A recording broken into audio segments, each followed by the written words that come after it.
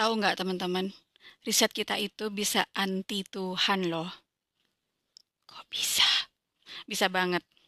Kenapa? Karena tujuan riset apa sih teman-teman? Tujuan riset adalah menghasilkan sebuah ilmu. Ilmu itu adalah sesuatu yang mengandung kebenaran, maka disebut dengan riset ilmiah karena hasilnya adalah suatu ilmu yang mengandung kebenaran. Nah, dalam proses mencari kebenaran itu, seringkali kita tidak melibatkan yang maha benar, yaitu Tuhan, dalam proses pencariannya. Gimana cara proses pencariannya? Ya, lewat metode penelitian. Pertanyaannya, metode penelitian kamu ada Tuhannya enggak? Salah satu paradigma yang jelas-jelas anti Tuhan adalah paradigma positivisme. Dan yang ngomong gitu bukan saya ya, tetapi founding father-nya yaitu Auguste Comte. Beliau mengatakan apa? Kalau kamu masih percaya Tuhan, maka kamu adalah manusia primitif. Kenapa? Karena dalam mencari kebenaranmu, kamu masih mengandalkan pada keyakinan buta, karena sebetulnya emang kamu bisa lihat Tuhan, emang Tuhan benar-benar ada. Gak bisa kan? Percayalah pada rasionalitasmu, pada sesuatu yang betul-betul kamu bisa candra, sesuatu yang betul-betul empiris.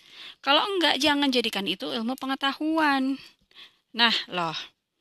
Oleh karena itu, paradigma positivisme itu menolak Tuhan. Salah satu bentuk paradigma positivisme misalnya, apakah X berpengaruh pada Y? Itu positivisme itu teman-teman. Jika X sekian, maka Y sekian. Itu positivisme. Mana Tuhannya? Nggak ada kan? Nggak ada Tuhan di sini. Karena apa? Hanya mengandalkan bukti empiris. Tuhan tidak perlu ada dalam pencarian ilmu pengetahuan. Jadi, kamu bertuhan nggak? Ada yang protes ke saya.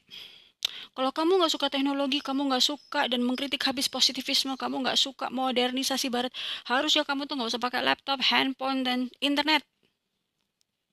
Nggak gitu juga teman-teman.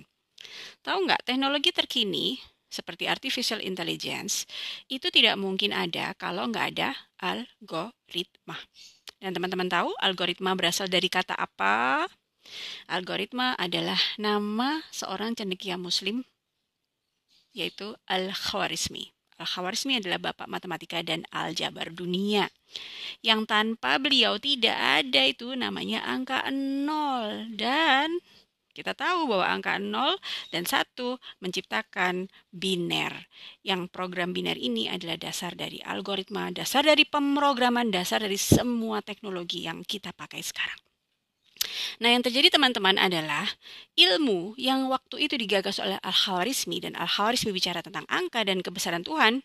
Kapan-kapan kita bahas di video yang lain ya. Diambil dan diadopsi oleh Barat nih ilmunya dan kemudian dibersihkan dari aspek-aspek religiusitas. Dan inilah kemunculan perpisahan antara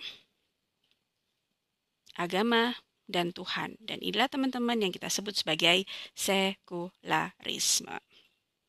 Emang apa dampak sekularisme?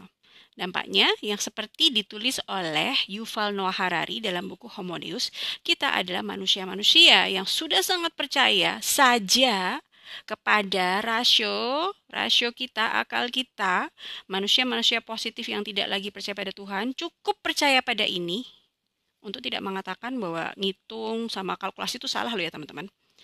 Hanya percaya pada ini meniadakan Tuhan dan membunuh Tuhan dalam prosesnya. Dan inilah yang kemudian menjadi ilmu-ilmu yang bukan membuat kita lebih dekat kepada Tuhan, tetapi membuat kita lebih jauh dari Tuhan. Tapi sebetulnya pilihan teman-teman kok. Teman-teman mau mendekat atau menjauh.